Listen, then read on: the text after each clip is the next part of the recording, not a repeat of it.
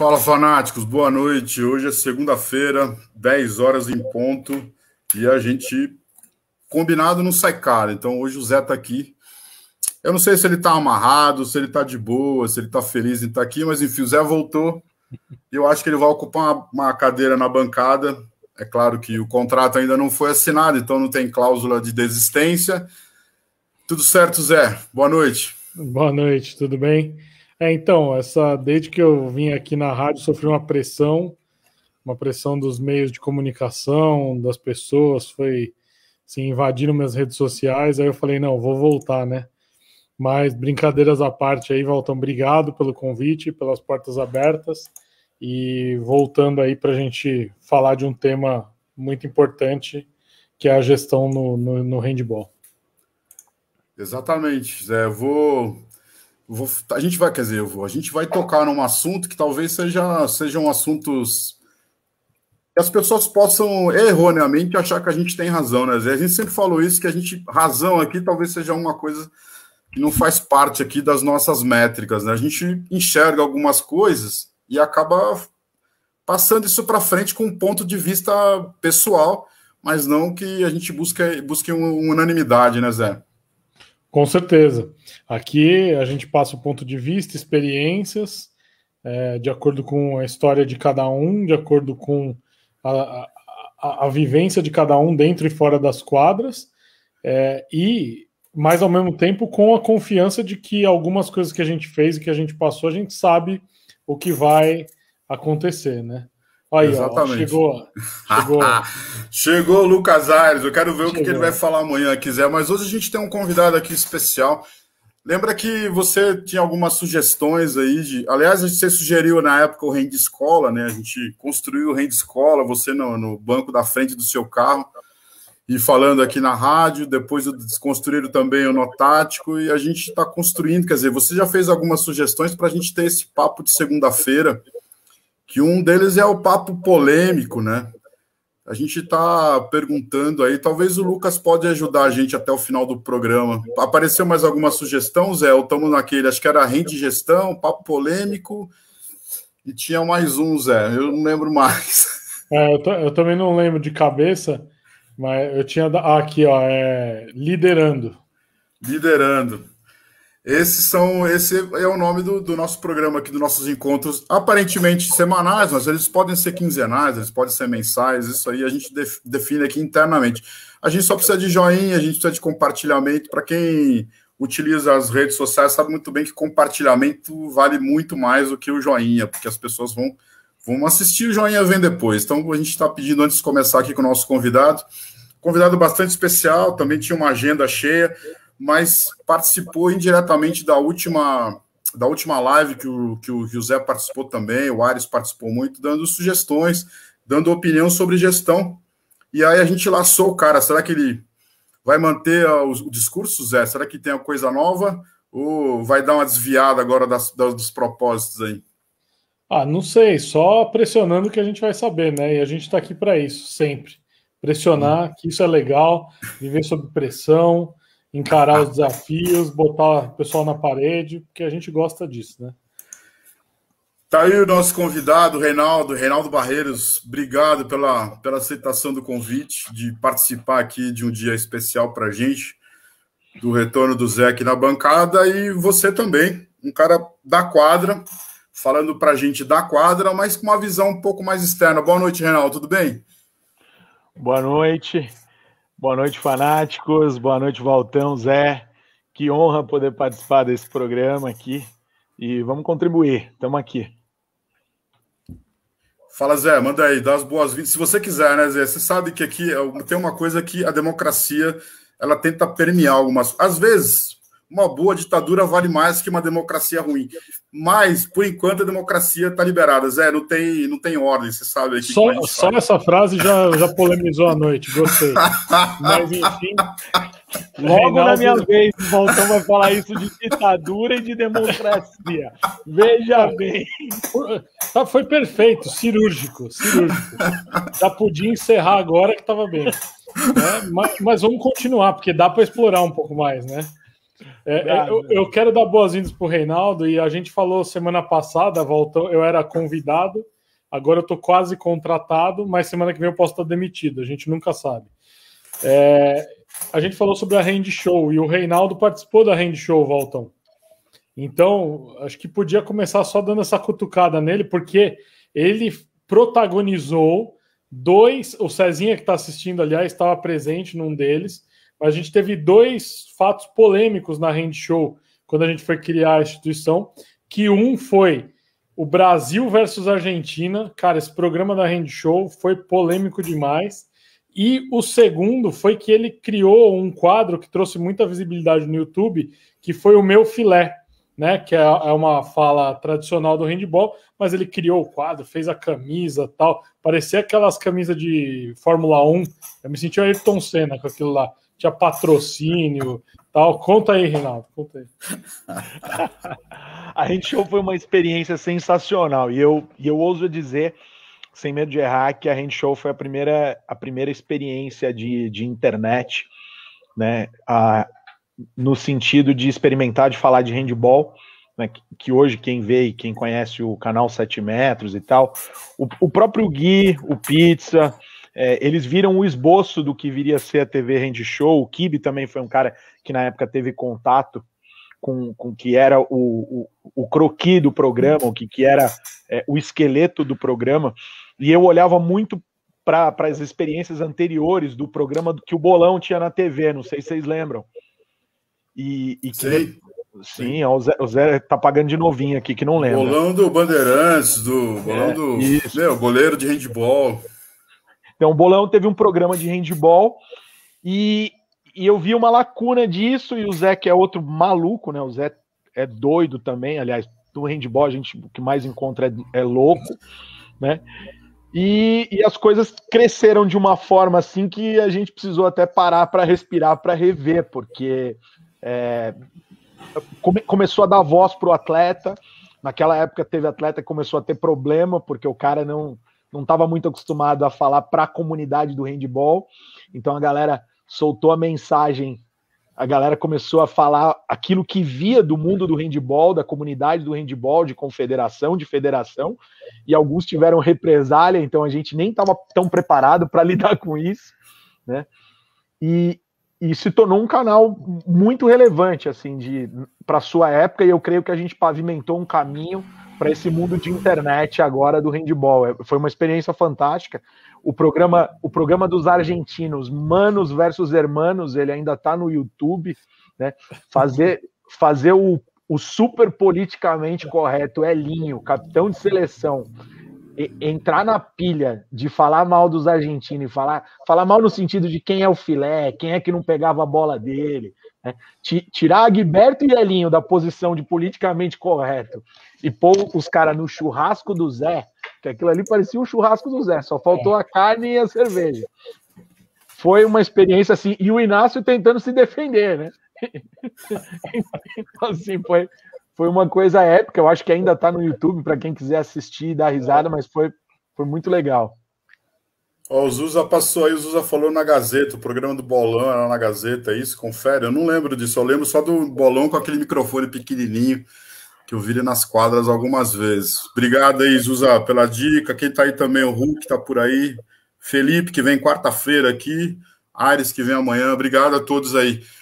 Eu acho que tudo isso serviu para a escola, né, Reinaldo? De como de uma maneira diferente de ver o handball, né?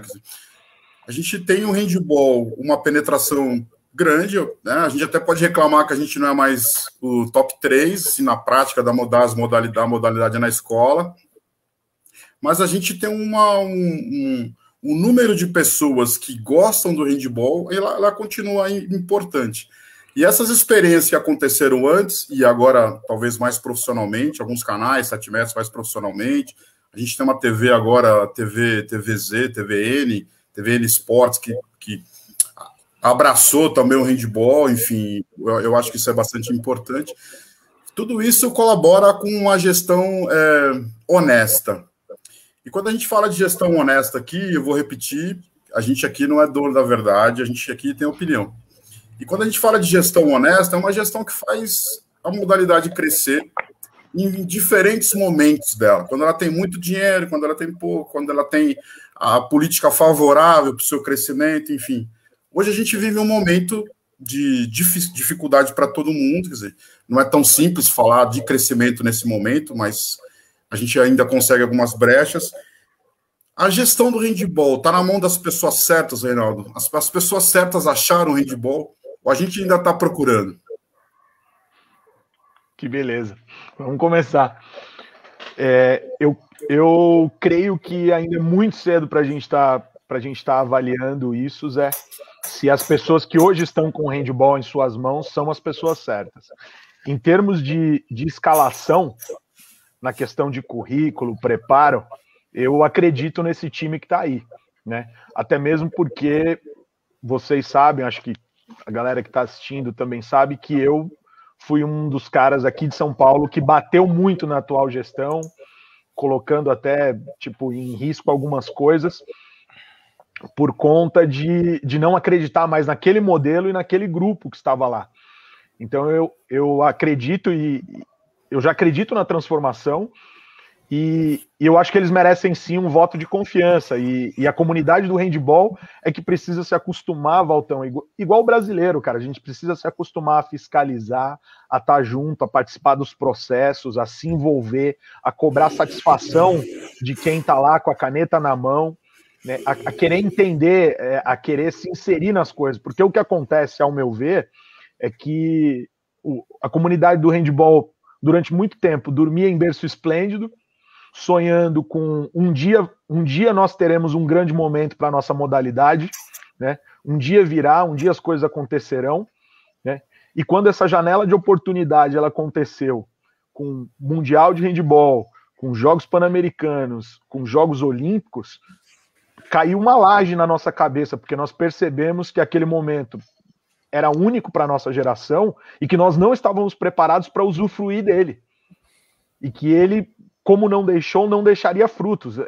Eu, Zé e outros caras que a gente já se debruça para pensar sobre o handball, a gente já dizia isso lá.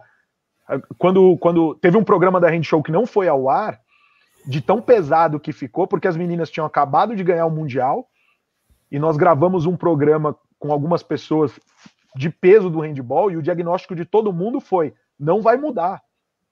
Né? Foi algo muito sério. Por quê? Porque tinha uma corrupção endêmica. Tinha uma corrupção endêmica em todas as camadas. Esse era um problema muito sério e que foi para as esferas judiciais. O handball Brasil é a modalidade, é a matéria que mais foi publicada, com acho que mais de 52 matérias na ESPN mundial. Nenhuma situação, nenhuma pauta teve tantas matérias na ESPN mundial como handball/corrupção.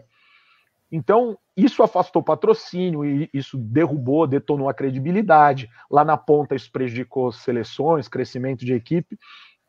Enfim, isso desgraçou a modalidade por muito tempo. E agora, com esse time novo que está aí, que está se propondo a fazer e a se debruçar, eu acho que o mínimo que a gente tem que fazer é dar um voto de confiança, mas é aquele voto de confiança, aspas, de cidadania, que não se distanciar, ó, não é faz aí que lá na frente a gente vê, não, é estar acompanhando o dia a dia, é estar sabendo, é estar pressionando os caras, é estar intervindo, é estar sugerindo, né, porque criticar, todo mundo é muito bom de criticar, mas ninguém chega com uma sugestão, né, você tá para fazer a curva a 200 por hora e o cara tá no banco de trás, ele sabe que aquela curva faz a 80, mas ele só te avisa isso quando você tá capotando o ribanceiro abaixo, né, em vez de bater no ombro e falar, cara, essa curva é 80, dá uma segurada, dá uma freada aí, porque senão vai capotar, né? Então o handball, como outras modalidades, mas vamos falar só do handball tem uma galera que fica tipo aquele urubu do pica-pau, sabe? Tipo, em cima do galho ali, esperando a coisa acontecer, para na hora que dá ruim falar, putz, tá vendo? Eu sabia, né? Então eu acredito muito, e se eles não forem as pessoas corretas, tecnicamente ou taticamente, falando de uma gestão tática, se eles forem honestos, né, se eles forem corretos, se eles derem transparência e se eles trouxerem o feijão com arroz do handball, olhar no olho das pessoas, sabe, trazer a coisa para o simples, eu acho que o handball já ganha nessa gestão pra caramba, Walter. Eu acho que já ganha muito. Chegou a hora do handball trazer pro pé no chão, sabe? As picuinhas, as rixas. O handball tem rixa de dirigente que os caras... Eu já ouvi histórias que os caras falam, mas eu não gosto dele desde a época que ele jogava lá, que um dia, num jogo do não sei o que, ele me empurrou e teve uma briga. Então, assim, tem algumas coisas muito pequenas que precisam acabar para o handball crescer. É isso que eu penso.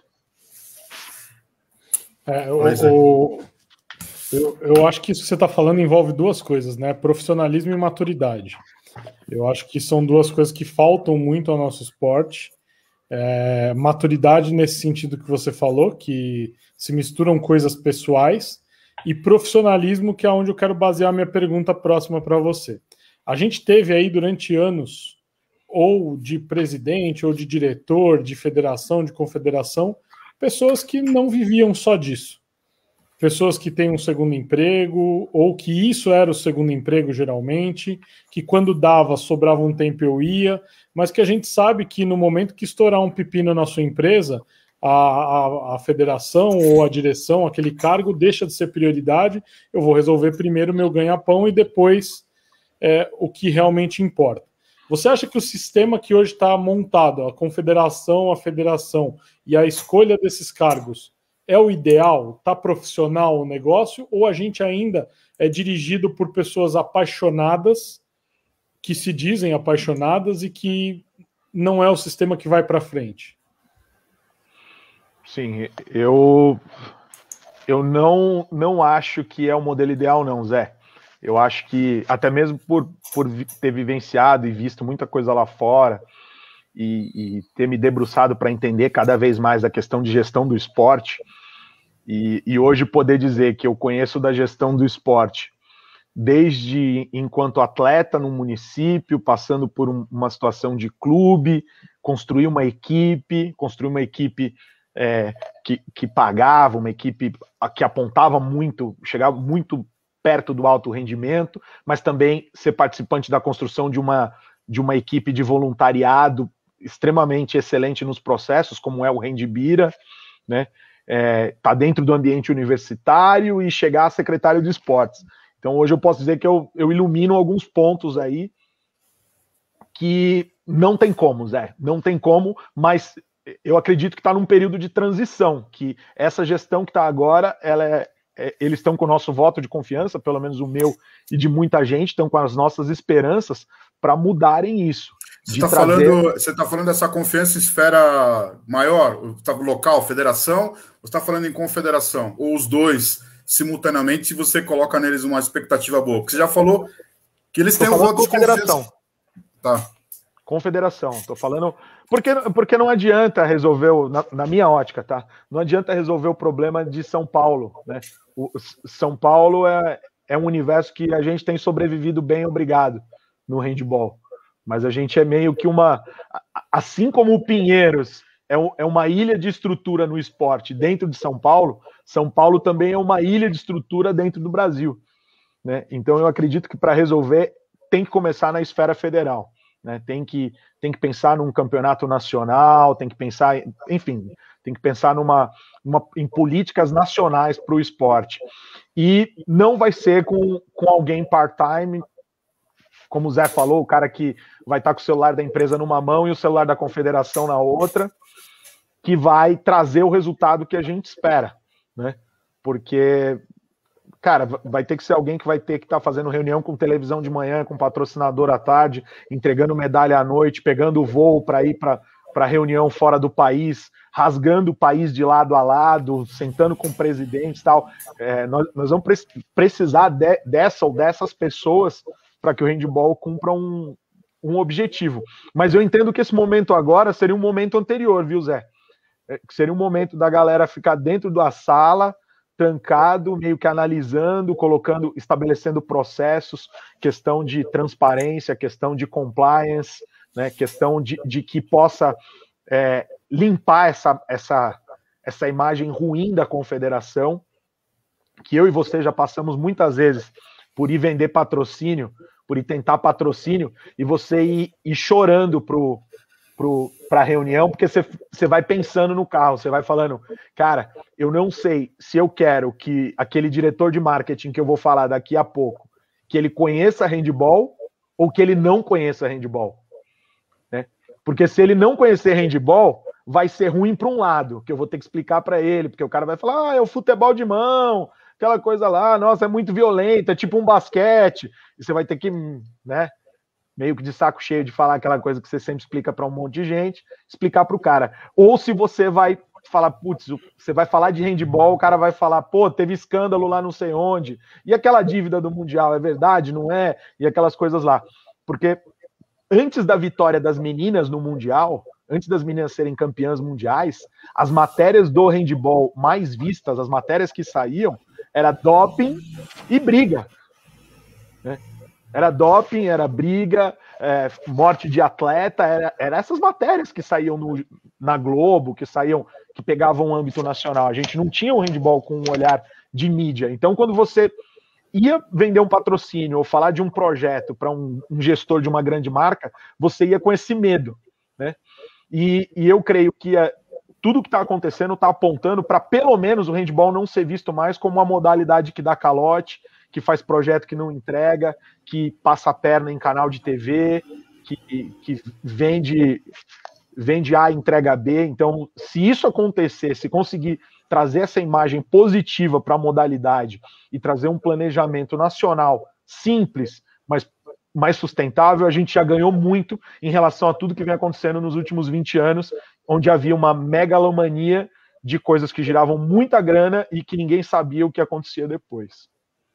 Se você está dando o exemplo de cima para baixo, ainda deu uma complementada aí no que o Zé, respondido no que o Zé falou. Você não acha que soluções locais,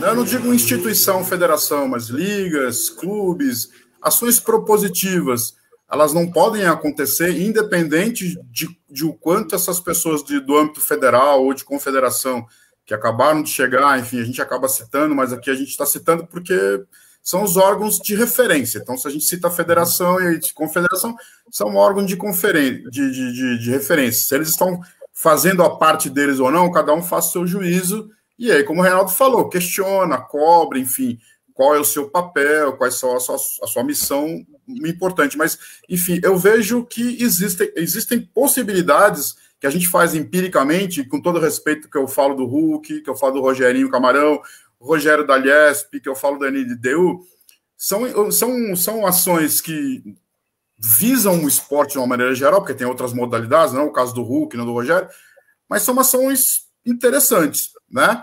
Eles apresentam um mundo, para quem não conhece, para esse empresário, para esse proprietário de um negócio, que talvez queira um pouco mais de visibilidade no ambiente saudável, no ambiente competitivo da sua imagem. Você acha que essas proposições não funcionariam também? Esse tipo de ação, ela precisa vir de cima para baixo? Ela vai funcionar melhor? Muito pelo contrário, Valtinho. Muito pelo contrário. Tanto que eu sou vice-presidente do Camarão na Liga Paulistana.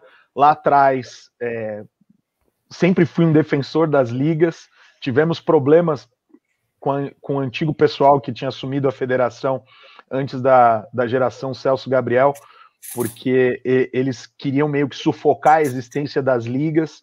Então, desde muito lá atrás, há mais de 10 anos, eu falo de uma intersecção de ligas, de uma intersecção de pensamento. Mas quando eu falo de uma questão nacional, eu falo de que, no âmbito nacional, eles estabeleçam algumas políticas de que nós aqui, com as nossas microações, com as ações pontuais, com essas proposições locais, nós possamos olhar para onde que a vela está levando o barco inteiro, para que nós possamos alinhar as nossas ações locais a um pensamento nacional, né? Então, pode acontecer, e é o que normalmente tem acontecido, né? Tem acontecido de que até dentro das ligas você tem modelos diferentes que às vezes vão apontando para lugares diferentes, por uma questão de uma conversa, de que os presidentes, as regiões, as pessoas não sentaram para conversar e tentar estabelecer um mastermind, um plano estratégico para todas. Fala, cara, vamos tentar apontar o handball inteiro para cá e você pega você pega esse pedaço, eu pego esse, o que você está pensando, o que eu estou pensando, para a gente encaminhar o handball num ritmo e para uma mesma direção. Então, eu acredito, na verdade, muito mais na questão de transformação real, nessas ações propositivas locais, nas ligas, nos campeonatos. Eu vou citar porque eu sou apaixonado pelo time. Eu acredito muito mais nos handbiras do que nos grandes clubes, né? Eu acredito muito mais nas pessoas que se juntam para fazer a prática do esporte realmente acontecer do que nas instituições mais pesadas, né? Então, mas eu acho que esse momento agora precisa de alguém que está lá capitaneando o navio, mostrar para a gente, falar, gente, olha, com clareza, pessoal das ligas, pessoal dos campeonatos, pessoal do Master, pessoal do escolar, nós temos aqui um plano de que o handball vai apontar assim nos próximos 2 anos. E aí o que vocês fizerem, tentem fazer de uma forma para estarem encaixado aqui nessa estrada que a gente está pavimentando, né? Eu acho que ficaria muito mais fácil dessa forma, Valtão. Não sei se eu fui claro aí na minha resposta. E o que falta para que isso aconteça? Porque, por exemplo, a gente já tem, óbvio que não iniciativas organizadas e bem estruturadas como você está falando, mas a gente já teve alguns princípios, alguns suspiros de direção. Vamos tomar esse direcionamento, mesmo em federações, num nível menor, né, não nível Brasil. Mas aí vem uma coisa de que, é a minha liga, é a minha tudo. Não anda por quê? É por causa do ego? É porque essas ligas, às vezes, estão ligadas ao sustento de uma pessoa e não a um bem maior, que seria o handball? É porque... Qual o motivo que leva a gente não conseguir fazer isso de uma maneira que seria tranquila? Porque você vê isso em países nórdicos, por exemplo, Dinamarca, o clube estava quebrando, a última vez que eu passei pela Dinamarca, um clube quebrando, o outro fazendo ação para sustentar aquele clube, para ele não quebrar, para eles não perderem um membro do campeonato. Então, isso para mim é uma utopia aqui no Brasil, no momento. Espero que deixe de ser. Mas o que acontece para que isso não ocorra? Por isso que eu te amo, Zé, porque você dá a pergunta já com a resposta dentro. E você sabe que eu concordo contigo em praticamente tudo. A gente já gastou horas e horas debatendo, pensando no handball. E, infelizmente, mesmo depois de tantos anos da gente não se encontrar, o cenário não mudou, né, Zé? Infelizmente. Infelizmente, porque a gente debatia handball há 12, 15 anos atrás, e hoje a gente senta e os problemas estão praticamente os mesmos. Eu entendo a questão do ego e da vaidade, que aqui é muito, muito forte, né? Não se tem esse pensamento, e é muito louco isso, porque ao mesmo tempo que o pessoal do handball é abnegado, tipo, é guerreiro, na verdade o handball só existe por causa dessa paixão passional, dessa visceralidade que todo mundo coloca a vida no handball, né? Recentemente surgiu uma equipe no bairro que eu morava, em Guarulhos, e era um time de escola, e os caras começaram a se organizar, e começaram a participar de campeonato, e pegaram uma quadrinha, e os caras foram naquele modelo que a gente já conhece, o modelo do handbira, e de se organizar. Cara, os caras estão com uniforme, já estão fazendo amistoso, né? Tem vários times aí que se organizaram para o Master. Então, ao mesmo tempo que a galera é apaixonadíssima no nível de fazer aqui embaixo, quando sobe um nível de dirigente, que o cara ele já começa a dar problema. Ele já começa a não querer se associar tanto com outras pessoas, ele já fica meio dono da verdade. Nessa questão das políticas de liga, cara, o dia que acontecer isso, das equipes se reunirem para salvar uma outra, nós vamos estar vivendo um outro momento do handball. Nós vamos estar vivendo uma questão de mentalidade, Zé. Uma questão de mentalidade. E aí é que tá.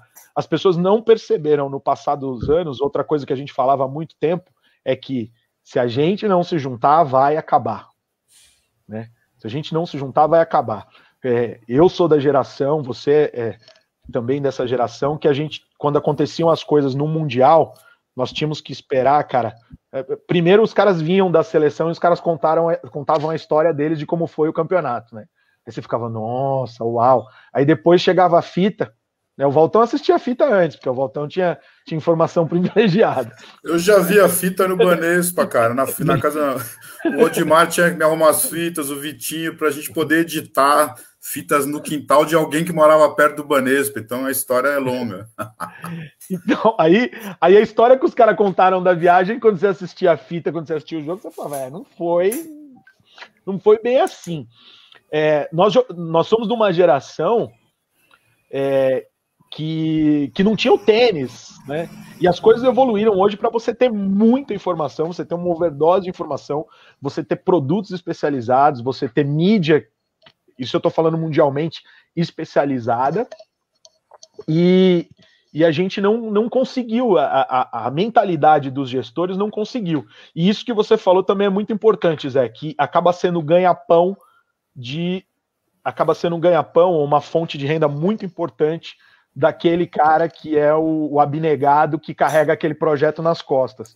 Então, eu ainda não vi uma questão de uma gestão profissional. Eu tô vendo aqui o que o Lucas Aires está falando e eu concordo muito aqui. Eu não estou conseguindo ler tudo, mas eu concordo muito na questão de não haver uma gestão profissional, de você não ter só para te interromper, a gente já falou sobre isso, o Zusa está levantando a lebre do rugby de novo. Quer dizer, de novo, porque eu digo que a gente já falou sobre o rugby aqui. Os prêmios que a gestão do rugby ganhou, enfim, a maneira como eles vêm fomentando a prática do esporte, a maneira como eles se interagem com os melhores do mundo, não só com relação a treinadores, mas jogadores vêm para cá, jogadores daqui vão para lá, enfim, para ter um intercâmbio, para crescer. Posso falar uma coisa sobre o rugby aqui? Claro. Eu não falei da outra vez. Eu estive com o presidente da Federação Paulista e da Confederação Brasileira de Rugby, né, enquanto diretor de esporte de alto rendimento da cidade. E o rugby, quando eu falei para eles, olha, o problema que vocês estão trazendo aqui para a mesa, quando eu estava estudando com o Brunoro na Trevisan Gestão e Marketing Esportivo, a gente preveu isso. E é um problema que vocês vão ter que aprender a lidar, que é aquilo que eu falei da outra vez. O rugby, ele só não estourou de verdade no Brasil, e isso foi uma coisa que um dos analistas que chegou a esse consenso foi o Brunoro, que manja pouco de gestão e de marketing esportivo. É que vai faltar campo. Vai faltar campo. O campo de futebol nas periferias, no Brasil, é mais fácil você fazer um jogo de rugby dentro da igreja do que você fazer o 15 da quebrada contra o 23 da quebrada ao lado, não fazer o jogo para ter uma partida de rugby. E a cidade de São Paulo tem diversos CDCs, que são clubes da comunidade, e 90% deles são de campos de futebol. E a gente não tendo o número é acima de 300 CDCs em São Paulo, porque tem que fecha aqui. Então 300 é um número bem assertivo. E dentre esses 300, nós não conseguimos arrancar 10 para dar para o rugby. Nós não conseguimos chegar e negociar com o futebol 10 para chegar para o rugby e falar, olha, divide aqui vocês. Então o rugby realmente é a modalidade mais organizada, é a modalidade que é uma modalidade super ascendente, profissional, tem planejamento, Reinaldo, tem plano estratégico. Mas quem são esses caras? Vamos usar os dois modelos. Nós também temos alguns gestores que vêm da quadra, que são jogadores que tiveram uma noção de como funciona o esporte fora do país. Enfim, talvez uma geração futura venha com isso mais dominado, né? Mas a gente tem alguma experiência com relação a isso. Quem são esses caras do rugby que assumiram essa gestão? São os abnegados? São os apaixonados que nós temos no handball? São os caras melhor informados? São os caras politicamente mais... têm um suporte melhor? Quem são esses caras que estão no rugby e que a gente não tem no handball? Quem são esses caras? Eu não sei se ele é francês ou... Enfim, eu falei com o Martin, né? O Martin Jaco, que é o presidente da Confederação Brasileira de Rugby, ele teve lá, e ele é um ex-jogador, enfim. E aí você tem Eduardo Mofarrege, você tem uns caras assim dentro da Confederação de Rugby, que são uns caras de relacionamentos estratégicos que realmente são bem acima da média. Não que nós no handball não tenhamos, mas se eu fosse elencar, dizer assim, esse é o ponto que eles têm e que a gente não tem, é que talvez, pela modalidade, muito provavelmente, por conta da modalidade dele ser pequena e ter crescido todo mundo junto, Valtão, os caras ainda não tiveram essa. Os caras não pegaram esse caminho da vaidade das picuinhas, então os caras estão sentando na mesa juntos para decidir. Então, nessa reunião que eu tô falando, tinha representante de 2, 3 clubes, aí os caras tinham falado, olha, é uma tradição do rugby, que depois do jogo as equipes têm que beber juntas, têm que estar junto, porque o que aconteceu no campo ficou ali. Então, eles têm uma questão cultural que blindou o crescimento deles de algumas vaidades, e os caras sentam juntos. A gente, às vezes, não consegue colocar o diretor... A gente, às vezes, numa reunião de federação, você não vai conseguir... dirimir uma questão porque o clube A quer puxar a corda para um lado e o clube B quer puxar para o outro, só que o clube B está representando outros pequeninos clubes e o clube A está representando a si mesmo. Então, eu acho que no handball a gente tem essas pessoas, mas enquanto mentalidade, o rugby já deu passos à frente. E nós estamos falando de handball e rugby. É muito pequeno falar de handball e rugby, porque se a gente apontar para os extreme sports, se a gente apontar para o mundo do skate, né, se a gente apontar para o mundo dos esportes radicais, veja bem, o handball não perdeu atletas geracionalmente para o rugby. Nós perdemos atletas para as lutas e para os esportes radicais. Nós perdemos muita gente para o skate. O skate cresceu absurdamente. Né? E as lutas também, cara, o Brasil é uma potência mundial de lutas. Né? E eles construíram não somente um caminho paralelo de federações, de confederações, não estando debaixo de um guarda-chuva do COB, como eles também construíram uma coisa que nós não conseguimos construir, que é um mercado. Né? Zé Maria vai lembrar das nossas conversas lá de trás. Um dos problemas do handball é que ele não consegue construir um mercado para si. Né? A gente não consegue ter uma cultura financeira dinâmica que dê subsistência ao modelo, porque mesmo as marcas lançando produtos e, enfim, se aqui o canal Handball Vox lançar uma camiseta falando do projeto, cara, pela cultura do handball, pelo que a gente já viu, infelizmente, vai ter uma baita dificuldade para vender, e tem cara que não vai comprar, vai falar, não vou comprar essa camiseta assim, o cara não tem uma mentalidade de todo, ele não entende que o todo é maior que a parte dele, né? Então, eu vejo como essa é uma questão a questão mais séria sendo essa, Valtão. Deixa eu pegar um gancho disso que você falou do mercado, que aí eu quero que você responda a questão seguinte. O rugby, quando eu era professor de escola, um dos diretores do rugby foi lá na escola, marcou uma reunião com os professores, falou, olha, a gente quer ensinar rugby para vocês. Cobramos um preço X, que era simbólico na época, nós mandamos um professor com material, ele ensina rugby para as turmas de educação física, assim, assim, assado, tal. A minha pergunta é sobre a base, porque eu vejo um baita investimento nos clubes adultos. A gente não tem 10 clubes adultos que jogam Liga Nacional somando masculino e feminino, se bobear. E a gente não tem mais investimento de base. E como você falou, o nosso mercado está aí. O cara do skate não está pensando nesse ano. Ele está pensando daqui 10 anos o que ele construiu em torno de tudo isso, né? Um pensamento a longo prazo, como você falou. A confederação está dando passos pequenos para chegar lá na frente. O que você pensa desse investimento na base, no adulto? Qual é a proporção? Como lidar com isso? Zé, eu acredito que eles são interdependentes, que um não vai existir de forma saudável sem o outro. Sabe aquela história do ovo e da galinha, que quem veio primeiro, quem veio? Eu acho que... E sempre que eu sento para debater com o pessoal que é mais apaixonado pelo ensino escolar, pelo fundamento, né, pela criança, ou que tem um olhar, um viés mais social, o coração dele aponta para esse lado e ele defende isso, e muitas vezes em detrimento, que não tem. E essa é uma visão de muitos gestores públicos, tá? Eu estou falando até de muito secretário de esporte, muito cara que está à frente de cidade. Fala, não, eu vou investir aqui na base só agora, porque o cobertor é curto, e então não vai ter equipe adulta, não vai ter equipe de alto rendimento, porque eu quero tirar as crianças, eu quero fazer uma coisa social. Em contrapartida, quando você vai falar com alguém que tem um viés mais competitivo, que quer visibilidade, aquele político ou aquele gestor que fala, não, eu quero estar na mídia, eu quero atleta, eu quero levar atleta para a Olimpíada e tal, ele também pega todo o recurso e puxa para esse lado e mata os projetos de base, os projetos de fundamento, de desenvolvimento do esporte, né? Eu creio que nesse âmbito, no Brasil, no handebol, vai precisar de um grande esforço para que alguém replique o projeto da Metodista, né? Que foi extremamente bem sucedido pelo âmbito social, o âmbito das categorias de base, do fundamento, levando até o alto rendimento. E hoje nós temos aí diversos atletas, treinadores, né, muita gente do mundo do handebol que são oriundos desse período, né? Porque foi um pensamento, isso eu já conversei com o professor Alberto, de que ele pensava nas duas pontas da linha, só que ele tinha um fator que outros lugares não têm. Ele era autossuficiente financeiramente.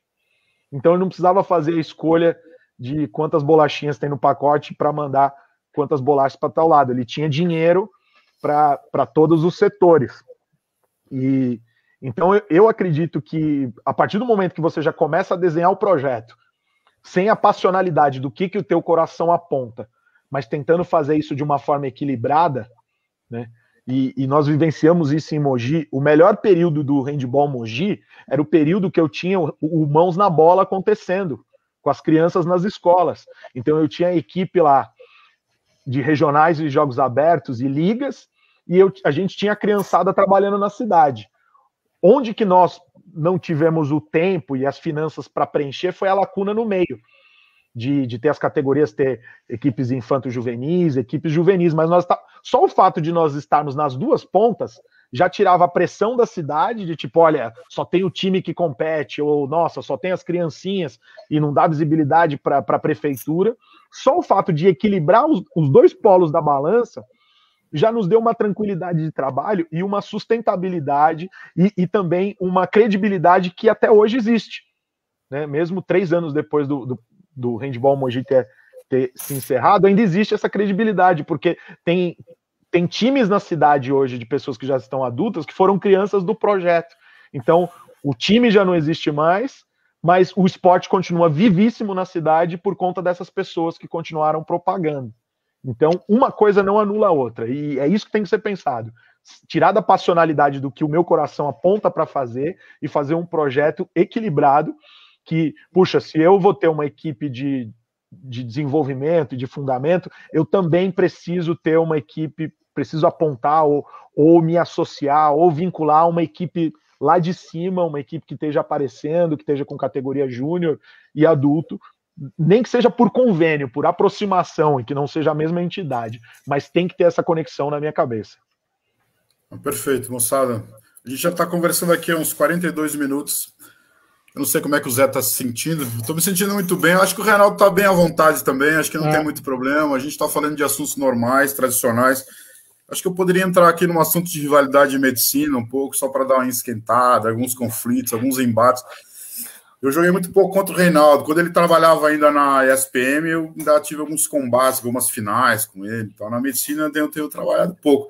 Ele também é um pouco retranqueiro, Zé. Ele também faz parte aqui dos treinadores que veem o handebol como um retranca.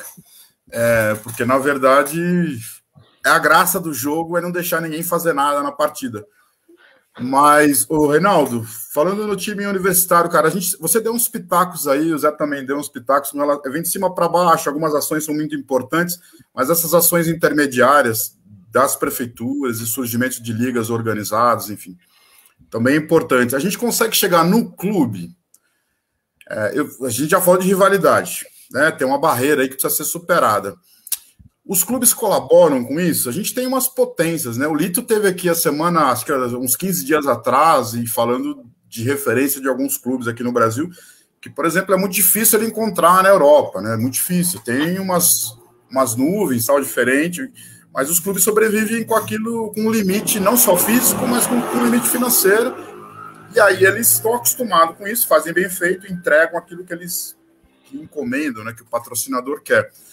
Os clubes aqui teriam uma parcela na culpa disso, das vezes a gente desmoronar o handebol. Os clubes tem uma parcela disso? As universidades poderiam contribuir com isso? Quer dizer, as federações universitárias, as ligas especificamente universitárias, poderiam contribuir com isso?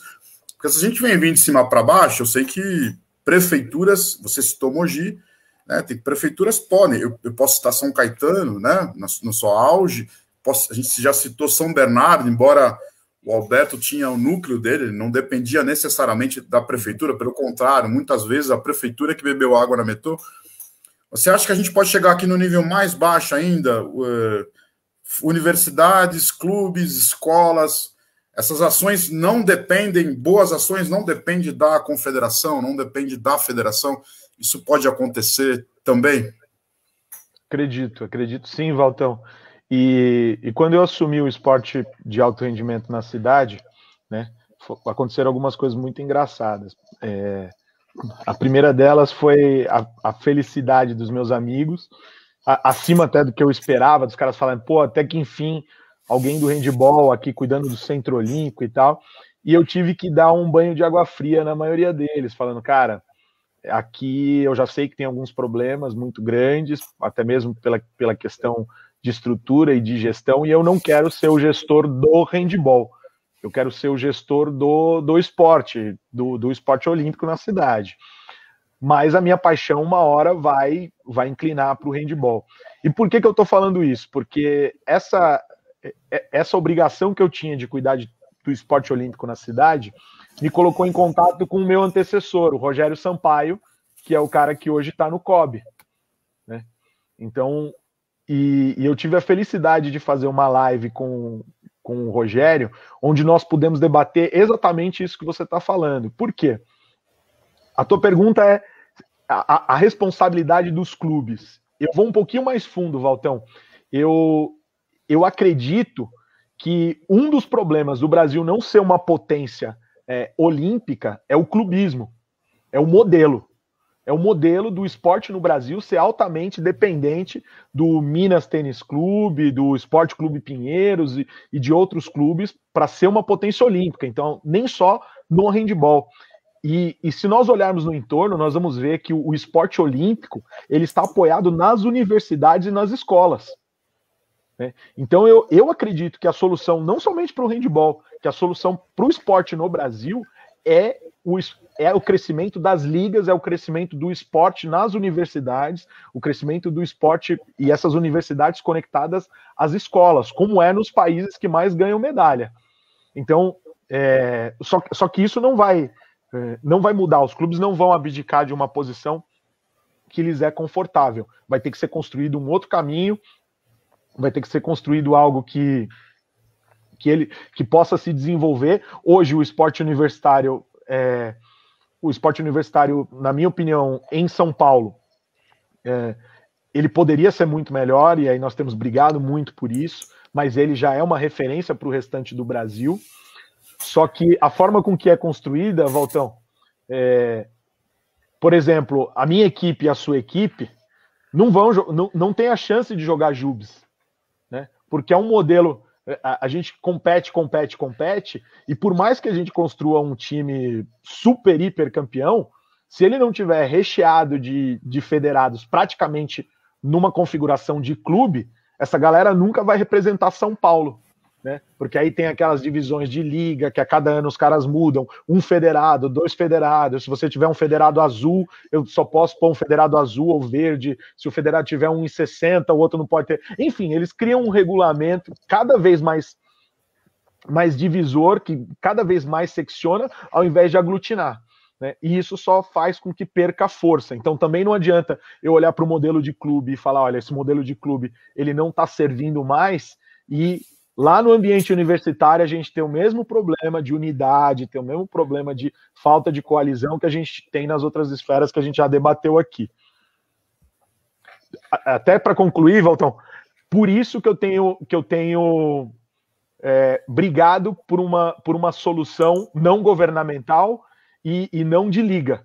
Mas em 2018, nós fizemos uma audiência pública na Assembleia Legislativa do Estado de São Paulo, que a gente resolveu chamar de Coalizão do Desporto Universitário, e a Coalizão do Desporto Universitário, ela deliberou com os presidentes de Atlética que estavam lá 12 proposições de lei que ainda estão tramitando na casa, né? Então você tem tramitações de lei estaduais, como por exemplo, de que a universidade seja obrigada a abonar as faltas dos atleticanos devidamente comprovados em competições de Inter, que tem faculdade que é uma briga, né? O cara não consegue abonar a falta. O Conselho Estadual de Esporte Universitário, que não existe, é um outro projeto de lei que está rodando lá. Enfim, foram 12 projetos de lei, que aí depois eu posso mandar para vocês divulgarem para quem estiver interessado em estudar e dar uma olhada nos números dessas leis. Esses projetos, a maioria deles perdeu a força por falta de unidade. E aí, no âmbito municipal, enquanto estava na prefeitura, criei uma nova comissão de esportes universitários, e esse é o GT de esporte universitário, e ele está rodando muito bem, né? Ele está rodando muito bem, e em 2019, começo de 2019, nós conseguimos aprovar uma lei, Valtão, que ela faz com que a cidade de São Paulo, é lei, tá? Foi assinada pelo Bruno Covas na sua primeira internação, ele estava no convalescente, ele estava no hospital, e essa lei chegou para ele, levamos a lei para ele, e ele assinou, ele deliberou essa lei de que atléticas universitárias que tiverem serviço social, que tiverem algum vínculo social, elas podem usar o equipamento da cidade de São Paulo, os equipamentos da cidade de São Paulo, sem pagamento, sem pagar. Então, se o cara quiser alugar o Pelezão, ou se o cara quiser usar algum outro aparelho esportivo da cidade, né? E aí não entra o Centro Olímpico. O Centro Olímpico ele é um local específico de treinamento, ele não é um aparelho municipal nesse sentido, mas tipo o Mané Garrincha, que é lá onde o Rendibira treina, e os outros lugares, todos eles estão debaixo do guarda-chuva dessa lei, né? Por quê? Um dos problemas que as atléticas têm, cara, a gente volta a falar de grana, né? Para pagar a quadra, para pagar o treinador, para pagar o campeonato. Então, duas coisas que eu estava resolvendo antes de entrar a pandemia era que a cidade oferecesse um campeonato e a inscrição desse campeonato fosse uma contrapartida social. Então, as atléticas apresentam um projeto social, né? De qualquer cunho que seja, e aí a banca examinadora vai ver a viabilidade desse projeto, e isso é o pagamento da inscrição. O modelo dessa competição seria o modelo de jogos da cidade, né? Seria o modelo dos jogos da cidade. Por que eu digo modelo? Porque é o modelo onde a prefeitura entra com espaço, arbitragem, premiação, né? E se tiver um patrocínio, esse patrocínio aplaca e melhora as condições de entregas, podendo fazer ações promocionais dentro desse ambiente, né? Então, essa competição viria também para que as atléticas que quisessem não ter esse ônus, né, não ter esse ônus e se envolver de uma forma positiva, elas tivessem esse modelo. Então, isso é uma coisa que está andando na cidade de São Paulo, né? Está andando na cidade de São Paulo, foi paralisado pela pandemia. Isso aí ficou em stand-by pela pandemia, mas já é algo que já tinha deliberações extremamente avançadas. Já tinha nome, já estava na fase de entrar para debater regulamento, tá? Então seria uma competição onde a faculdade ela não iria pagar, mas ela iria fazer uma ação propositiva para a sociedade, né? E a municipalidade arcaria com todos os custos disso. Então, eu consegui construir aí nesse tempo um ganha-ganha. Tipo, ganha quem tá na ponta, né? Tiveram projetos assim muito legais que os caras já começaram a me mostrar, como pessoal do Mackenzie, que já queria fazer cursinho para quem, pessoal da engenharia Mackenzie já queria fazer um cursinho para quem não tinha condições de pagar cursinho pré-vestibular, um outro pessoal queria estar em orfanato, um outro pessoal queria estar em asilos, um pessoal queria se aproximar de umas ONGs lá da Cracolândia. Então, isso caiu muito bem no coração dos universitários e já estava acontecendo. Qual que é o desafio agora da volta da pandemia? Eu vou ter que voltar a falar tudo de novo para 2 gerações de presidentes depois daquela que eu conversei. Esse é um desafio. Aí até porque acontece o mesmo problema que acontece nas federações, que é o cara da Atlética, ele não está 100% lá, né? Ele tá naquele ano, mas no ano seguinte ele abandona, porque ele não aguenta mais. Então ele também não é profissional, né? como poderia ser caso tivesse todo esse incentivo, eles tivessem uma verba para isso, né? Isso aí a gente também já conversou, né? Que as universidades deveriam criar departamentos de esporte, né? De gestão esportiva. Deveria ter um gestor esportivo, ou como a Unip a Unip tem, como a AMB já teve, eu não sei se ainda tem, como a Uni Santana teve e também não sei se ainda tem, e que nada mais é do que o modelo que os caras fazem lá fora, que você tem um departamento de esportes e você tem gente profissional para cuidar, para contratar do técnico, para definir todas as coisas, né? Porque o cara entrou para ser engenheiro, o cara entrou para ser médico, ele não entrou para fazer um curso de medicina com especialização em administração esportiva, né? Ô, Valtão, posso fazer uma pergunta aqui para o Reinaldo? Capciosa? Pode, deixa só. O Donizete participou aqui umas 3 vezes. Segura aí, dá um suspense aí. Donizete participou aqui, ó. Diego, legal as ligas, mas ao meu ver agem separadamente, que os caras reforçaram isso aqui. Cada qual no seu interesse, não tem força, não dá liga. Handebol no Brasil somente por amor ao esporte. Nem o comitê apoia a altura que merecemos. Minha opinião. A gente também dá opinião. A gente está tentando aqui, Donizete, todas as vezes que a gente tem uma chance de falar de gestão, falar de handebol, falar de sistema, falar de treinamento, ritmo de jogo, a gente fala mais fácil aqui. Falar de gestão, a gente tem que tomar um pouco de cuidado, porque a gente tem que fazer meia-culpa com aquilo que a gente faz, com aquilo que a gente apresenta. Então, a ideia é que isso se desenvolva aqui por mais vezes, por mais pessoas, mas a gente vai chegar lá. Tem mais uma Donizete aqui, ó. Acabar com a hegemonia do futebol. Essa briga a gente perde na largada, Donizete. Essa briga a gente vai perder na largada. A gente tem que ser parceiro dos caras, bater na porta e falar, olha, vou trazer aqui 200 caras para jogar handball aqui, eu vou trazer gente, enfim. Esse modelo a gente já tentou fazer esse modelo, eu fui um dos que trabalhou um bom tempo no Corinthians, com parceria ainda do Guarulhos, enfim, algumas experiências foram feitas, mas brigar e dividir com o futebol, a gente é melhor arregar e sair, deixar os caras se matarem lá. A terceira aqui do Donizete, a FRI, acho que é a FEI, né? Ele corrigiu lá embaixo, a FEI tinha um projeto desse, na década de 80 e 90, é uma pena, não dá certo. Sim, mas a gente precisa insistir, né, Donizete?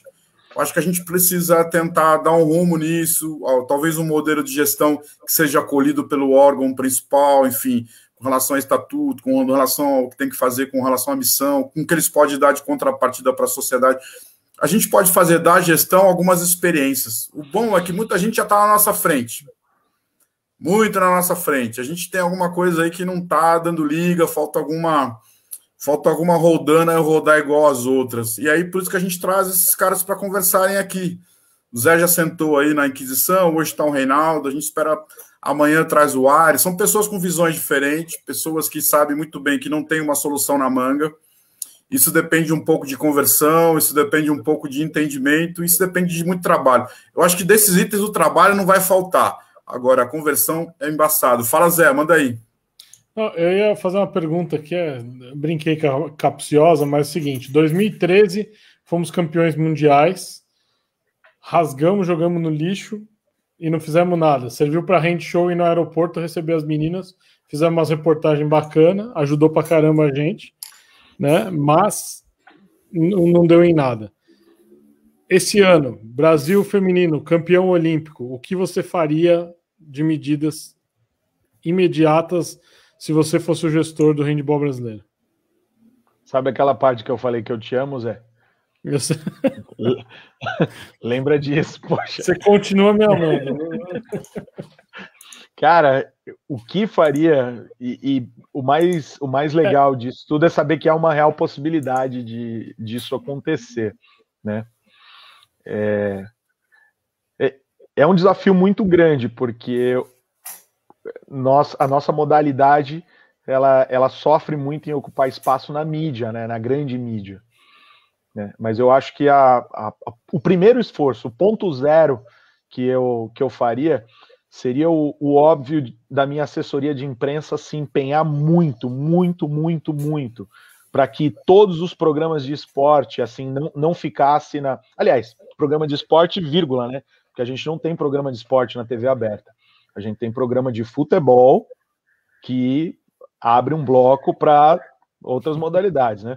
Porque é mais interessante no programa do domingo de manhã do canal mais visto na TV falar da casa nova, visitar a casa nova do Joãozinho, que saiu do 15 de não sei aonde, agora tá jogando na Europa, e olha a mesa de pebolim do Joãozinho, e olha o que o Joãozinho toma café e ficar ali 15 minutos, do que falar do handball ou de outras modalidades que precisam de espaço e de visibilidade. Então, venceu o ponto zero, sabe? O ponto zero seria uma assessoria de imprensa e uma construção de ídolo. Com certeza, de uma seleção campeã olímpica, nós teríamos aí, como gestores, 2 a 3 pessoas para escolher, né, quem é o ídolo daquele momento, daquela competição, e quem é aquela pessoa mais jovem que a gente já começaria a encaixar na construção de imagem do ídolo, para que a hora que essa pessoa, que provavelmente é uma pessoa mais experiente e tal, ela passasse o bastão,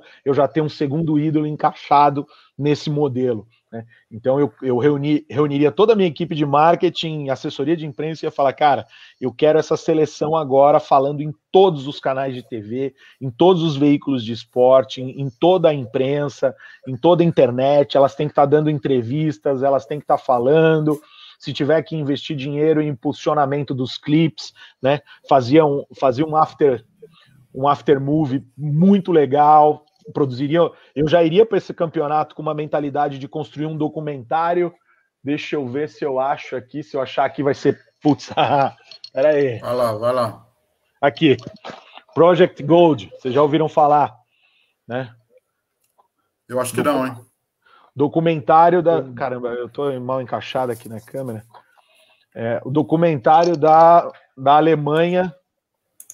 Espera que eu vou te abrir aí. Aqui, ó. Project Gold. Documentário que a Alemanha fez quando ela sediou o Mundial. E eles fizeram um documentário contando bastidores, contando a história inteira. E eu tenho isso aqui, guardo com o maior carinho. Não foi traduzido para o português. E isso aqui eles contam os dilemas de vestiário, eles contam a saga, o documentário. Então, eles registraram tudo o que aconteceu e depois que eles ganham, né?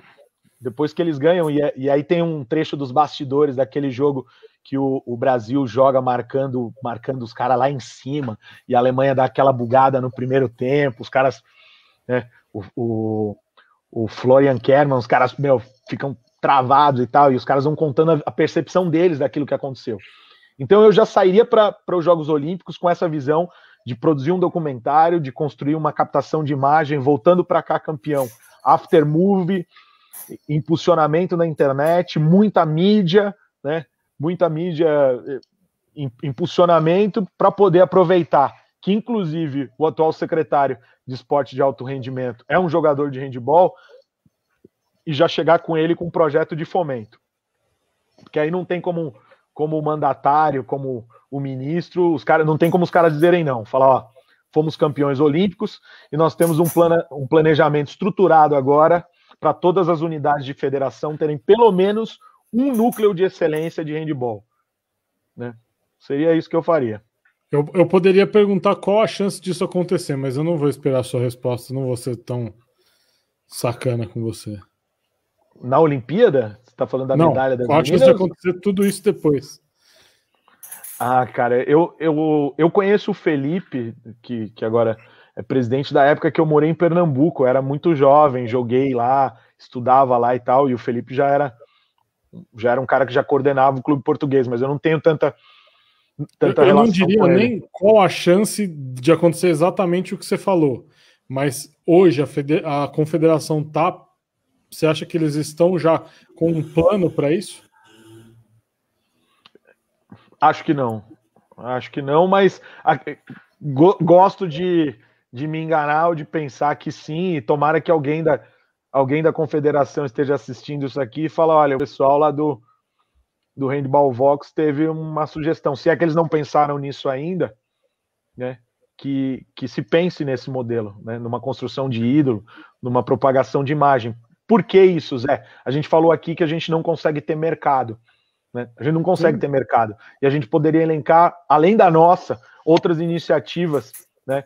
Como foi da Kempa de entrar no Brasil, que os caras, mano, os modelos de negócio não se sustentam financeiramente. Por quê? Porque o atleta do Valtão chega lá, ele até tá com tênis de handball, mas ele tá com aquela outra meia, ela tá com uma meia da Nike, ele tá com a bermuda do Federer, ele tá com uma camiseta de futebol, é uma camiseta da NBA. Nós não temos uma cadeia de consumo sustentável no handball. Sim. E isso se aplica até o campeonato lá na ponta, né? Isso se aplica até o campeonato lá na ponta. A gente não tem estádio lotado, não tem, enfim, aí é um outro assunto que a gente emendaria, mas com isso, com uma medalha de ouro olímpica no peito, eu faria todo o esforço para quebrar essa questão de mídia, de visibilidade, porque isso aí iria atrair as marcas para fazerem comerciais. Então, de repente, a gente ter uma Duda fazendo um comercial de Yakult, sabe, no intervalo do Jornal Nacional, porque a Yakult, que é um grande patrocinador olímpico, agora resolveu patrocinar, e aí a gente tem uma outra menina, tem a goleira fazendo um comercial de carro, alguma outra coisa assim, né? Como acontece com os ídolos do handball lá fora, enfim. Então, isso geraria um tipo de grana e um tipo de visibilidade, cara. Eu acho que esse tipo de campanha cabe até, Zé, mesmo que não venha um pódio. Porque é um evento extremamente importante num ano extremamente difícil. Então, talvez esse tipo de campanha pudesse vir a acontecer. Mas, enfim, a gente está fazendo ensaios aqui. Eu acho que a gente conseguiu cumprir algumas etapas desse ensaio. E graças ao Reinaldo, que se dispôs a vir para cá, roubando um pouco do tempo dele, falar de coisas complicadas num tempo muito curto, né? É difícil fazer isso, mas esse aqui é o nosso desafio. E também dizer que a sua estreia, Zé, foi 9.2. Assim, eu esperava um pouco mais, mas enfim, diante das circunstâncias, você foi muito bem. Acho que 9.2. Semana que vem a gente pode melhorar um pouquinho mais. Obrigado. Mas muito obrigado, viu, Reinaldo? Eu não sei se a gente esqueceu alguma coisa, se quer os momentos a gente tampar os buraquinhos que sobraram, enfim, se esqueceu de alguém, se a gente falou besteira, o nome de alguém. Esse aqui é o momento da gente começar a deixar as portas abertas para a próxima live, senão a gente não vai ter ninguém. Eu quero agradecer muito, Valtão. Mas antes eu quero me defender de que eu não sou um técnico retranqueiro, eu não sou um treinador retranqueiro, eu sou um fiel da crença da estruturação defensiva. É sempre o mesmo discurso, é o mesmo. Os caras não falam que são retranqueiros para ganhar jogo. Os caras não falam isso. Pronto. Eu acredito que a unidade defensiva, ela aplaca vaidades. Ah, entendi. Entendeu? É um conceito voltado para o comportamento. Para o comportamento, totalmente, para a formação da pessoa, entendeu? Então, entendi. Então a unidade defensiva. Olha o Felipe já me cornetando. Ponta, canhoto, braço curto. Verdade. Verdade. Parei de jogar e não resolvi esse problema. Mas aliás, eu consegui uma solução para isso, Valtão. O meu segredo do handball é que cerque-se de jogadores melhores que você. Eu consegui me cercar de jogadores muito melhores que eu. Aí deu certo. O esporte coletivo tem dessa, né? A gente consegue fazer coisas que dificilmente é explicável logo depois, quando acaba o jogo, para quem estava lá com o microfone na mão, né? Todo mundo aqui tem essa chance, pô, treinador, coach, como... Amigo, aconteceu, eu não sei se vai acontecer de novo, aconteceu, deu certo, encaixou, enfim, os caras me ajudaram e a conexão com o jogo foi boa. Zé, a mesma coisa com você, Zé, muito obrigado de novo. A gente vai assinar o contrato aí, com aquelas cláusulas exclusivas. Agradeço primeiro pelo 9.2, que acho que foi uma boa nota. Eu não vi os outros programas quando você está qualificando os outros, mas acredito que importante é que a torcida ficou feliz, né? Aquele abraço para meu pai, para minha mãe, para você. E, Reinaldo, obrigado, cara. Obrigado aí pela participação, pelo papo. Fazia tempo que a gente não batia papo, né? Você tem a agenda do presidente da República, é impossível conversar com o cara. Valtão, você conseguiu um milagre hoje, mas tudo bem. Obrigado, Valtão, mais uma vez, e obrigado a todos que ouviram e aguentaram a gente nessa uma hora. Zé, você tem a sequência do curso aí? Tem alguma coisa? Tá na reta final? Tá fechadas as inscrições? Boa, bem lembrado. Nem eu lembro disso, porque eu delego para as pessoas e esqueço. O cara, quando chega no nível... Tem cara que chega num nível que ele esquece, ele não tem mais agenda, porque ele não precisa mais cuidar da agenda. Zé, 9.1 a nota, a gente deu um decréscimo aqui. Caraca, não, mas é que quando a gente confia na equipe, a gente delega, entendeu? Você não tá entendendo. Pode subir de novo pro 9.2, por gentileza? Só pela equipe 9.4, Zé. Beleza, então tô melhorando. Mas, pessoal, última semana de inscrição no curso do Morten. O Morten vai trazer aí um conteúdo bem prático e dinâmico a respeito do contra-ataque norueguês, da equipe feminina, campeã do mundo, retorno defensivo aí do Brasil, defesa e ataque das equipes que foram campeãs do mundo atualmente agora, para todos aí. A gente está trazendo pela Victoriano, um preço bem acessível, R$ 99,00, última semana de inscrição, até sexta-feira, 11h59 da noite. O curso começa no sábado. Boa, Zé. A gente também tem aqui as nossas iniciativas, final de semana também tem as nossas atividades, nossos cursos, nossa parte intelectual. Não é fácil enfrentar o Morten de frente, mas enfim, o cara que é bicampeão do mundo, de clube, de seleções, mas a gente vai dar um jeito aqui, dar um nó no Zé. Mais informações está lá na página. Tá bom, moçada? Muito obrigado quem apareceu. Donizete, obrigado aí pela sua participação, tá aí deixado o último recado. Valtão, já que você não vai falar, eu vou falar, ó. Tá passando aí na tela o Apoia-se da Handball Vox. Apoia-se. Puta, 9.5, Zé. 9.5. Eu vi só um. Caraca, agora tem que estourar. Mas beleza, quem puder ajudar a rádio tá aí, ó. Apoia-se /Handball Vox. Contribuições aí para ajudar aqui na manutenção da rádio que todos curtem. Reinaldo, última chance, tudo certo? Tudo certo, Valtão, obrigado. Obrigado, Zé, que honra falar com vocês. Contem comigo, eu tenho uma gratidão ao handball muito grande. Eu falei dos apaixonados, eu sou mais um deles e só apareceu amigo, cara, enfim, tipo, eu até me emociono de falar do handball porque passa um filme na cabeça de tudo que eu pude vivenciar, aprender, crescer e continuo colhendo frutos por conta dessa modalidade. Então, é uma modalidade que vai ter minha gratidão para sempre e o que precisar, como eu falei da outra vez que eu estava de espectador, a hora que quisermos juntar aí um grupo de pessoas para sentar e começar realmente a estrategiar quais são as soluções nossas para esse nosso microcosmo aqui de handball, podem contar comigo e com o meu tempo. Boa, tá aqui, ó. Não vou esquecer, Donizete, um abraço aí para a equipe Master de handball de Curitiba e para o Master Handvalley Master da Penha, Santa Catarina. Tá dado. Moçada, muito obrigado. Amanhã tem o Aires. Vai bater um papo aqui de gestão também. São idades diferentes, pensamentos diferentes, contribuições diferentes. A gente precisa de dar uma guinada nisso aqui e que pelo menos a gente consiga fazer um caderninho aí, um contrato de gestão com a modalidade, que todo mundo aqui, como o Renato falou, o Zé também, a gente é apaixonado, mas enfim, a gente quer que a coisa funcione. A paixão não é para sempre, né? Chega uma hora que você olha para o outro lado e a gente escolhe outro motivo para se apaixonar. Beleza? Um abraço, valeu. A gente se encontra aí amanhã. Valeu, moçada.